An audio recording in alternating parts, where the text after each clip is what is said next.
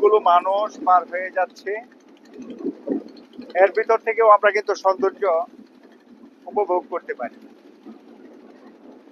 তারা নিশ্চয়ই তাদের নিত্য প্রয়োজনীয় জিনিসগুলো নিয়ে যাচ্ছে। ঢেউ আছড়ে পড়ছে তাদের শরীরে, এর ভিতরেও এক প্রকার সৌন্দর্য রয়েছে। এই সৌন্দর্য, সুন্দর শব্দের ইংরেজি প্রতিশব্দ বিউটিফুলের মধ্যে কিন্তু বিউটিটা রয়েছে। এই বিউটি থেকে বিউটিফুল, এই বিউটিফুল বা সুন্দর, এই সুন্দরটা একান্তই উপভোগের ব্যাপার।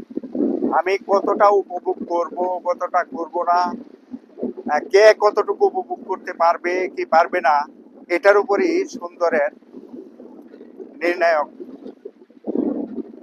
রয়েছে।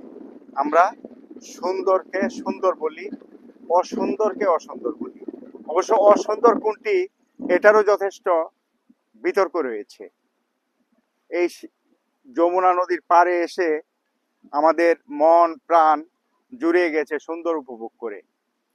নীলাকাশ, পাশে তিত বেগুনের গাছ, চর পরে যমুনা ছোট হয়ে গেছে, কিন্তু সৌন্দর্য কিন্তু কমেনি। এই সৌন্দর্য একান্তই উপভোগের ব্যাপার।